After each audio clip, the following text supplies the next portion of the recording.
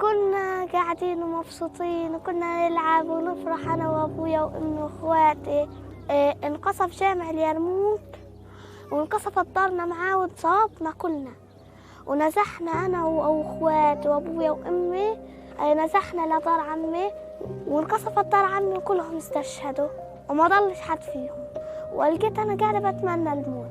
أنا بتمنى أن أروح نست في حضنها في أمان أنا وعمتي وولادها.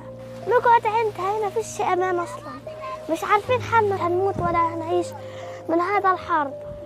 صعب الحرب، هذا صعب، خصوصا راح حبيبنا. ليش نضلنا هنا؟ وحتى ما شفتش أبويا وهو مستشهد، ولا أمي وأخواتي، ولا عمي وعمتي وولادها وعمي وولاده ومرته. وأمي تحت الراتب هو وأخواتي، بس أخوه واحد اللي طلع. أنا بعرفش آكل ولا حتى أنام، وكمان موت أبويا وأمي بسبب لي أزمة.